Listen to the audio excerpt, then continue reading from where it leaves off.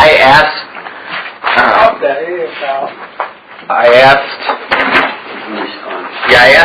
So there's page 2 of that. There was kind of a long list of questions, and Jeff Hobday wrote back to me.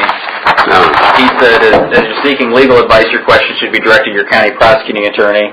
Any questions from the party central committee may be directed to the state party organization. That was his response, which is on the back of page 1 of under tab 10.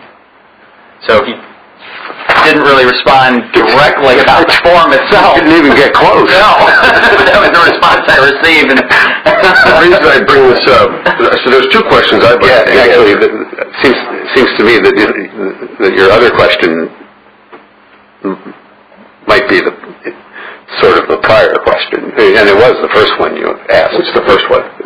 About the qualifications for the office. Yes. I have been informed that in other counties, vacancies are appointed without regard to residency. I find that surprising. About citizenship. I don't know that. But I find it surprising that a county central committee would appoint vacancies without regard to residency within that precinct. But if it's allowable, I'd like to know that. And that then begs the question also, since a significant number of central committee people are appointed by appointment rather than election, what is the duty of the board to credential those appointments? Yeah, those are 2 questions that I have, and that was posed to the Secretary of State, who punted, as being, in terms of the response, punted it to our county prosecutor, which is fine with me.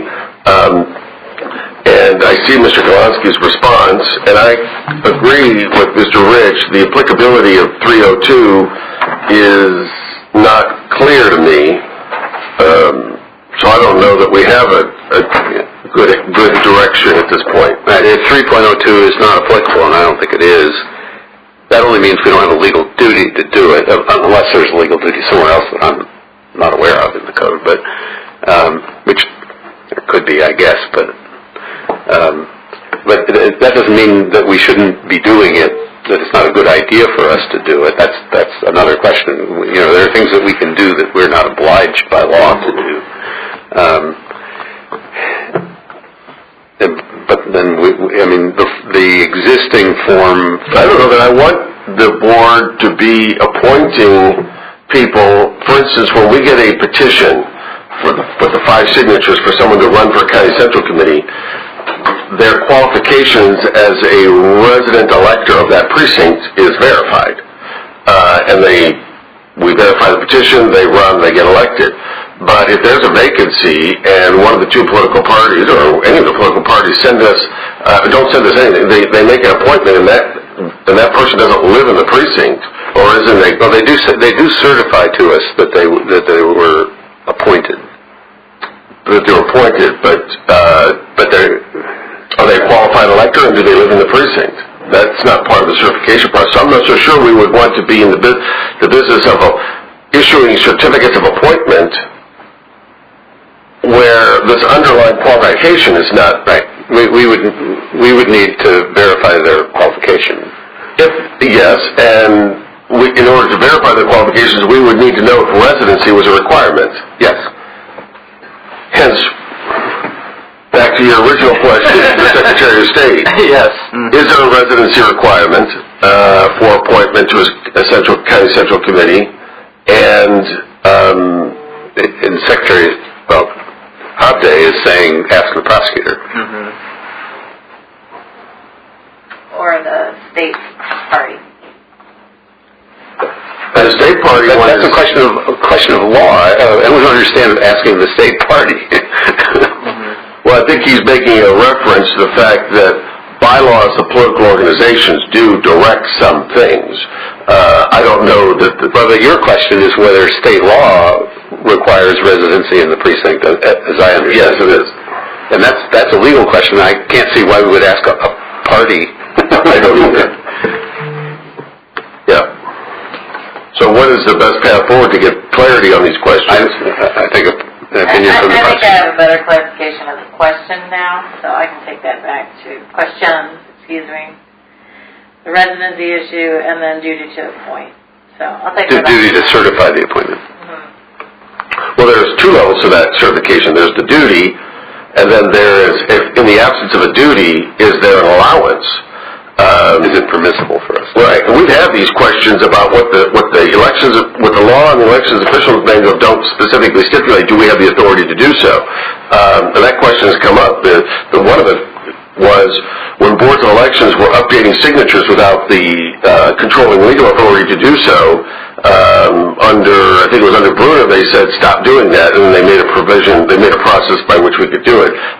Some boards were updating signatures through recent elections, others were not. And so you didn't have a duty to do that. The question then was, did you have the authority to do that? And so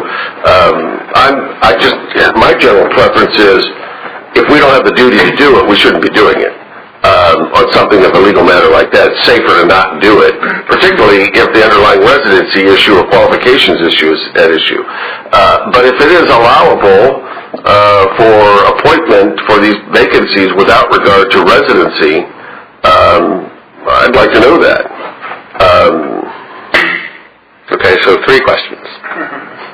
Got him? What? I think it's 2 questions. Well, the second one, Duty. you can combine it in duty. Oh, I'm sorry, yes. Yeah. Is there authority? Is there, in the absence of the duty, is there authority to do In so? the unlikely event that we find that there is Well- no requirement that someone be a resident of the precinct, to what extent does that extend?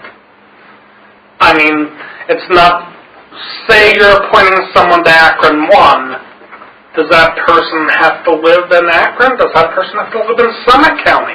Does that person have have to be a citizen. Yeah. Or live in Ohio, right? Right. I mean, Right. I think the absurdity of that leads to the question.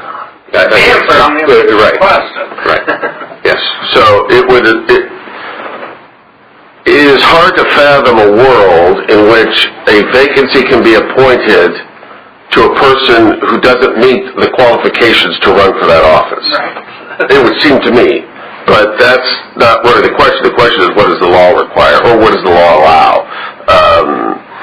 And I'm told that in practice around the state, this is happening where people who are not residents of the county, but not residents of that precinct, are being appointed as voting members.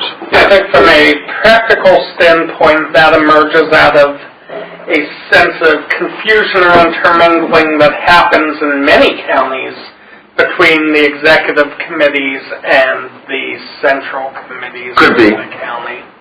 Then the other thing I'm told is that for purposes of doing official business, like appointing candidates to ballot or public office, those non-resident appointed precinct committee member are not permitted to vote in those counties.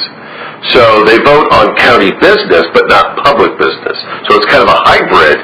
Party business. They have party leadership, party business, whatever process, but they're not doing the public business of a county central committee. And if that's the case, if it's, if a vacancy can be appointed to a hybrid person, to a person who doesn't live there, they're limited in their voting authority. I mean, that's where we go with all this is, yes, you can appoint that person, but they can't vote on these matters because only people who live in that precinct can vote as a representative of that political party, those matters. Okay.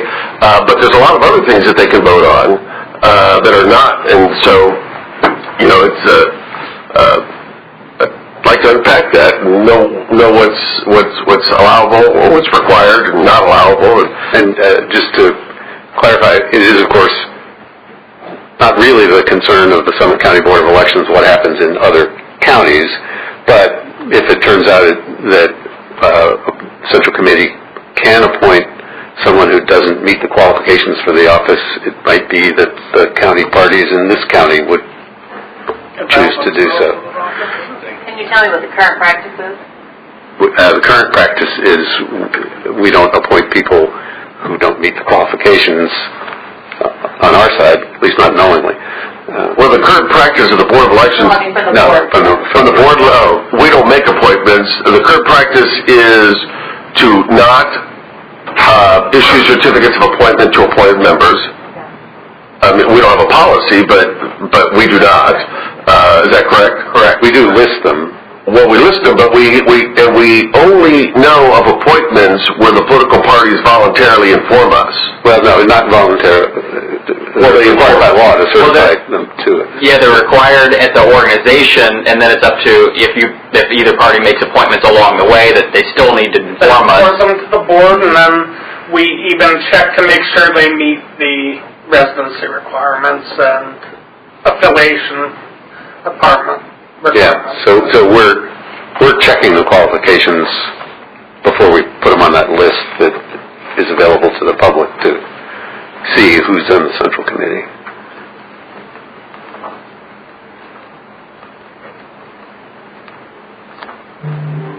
Do you have what you need?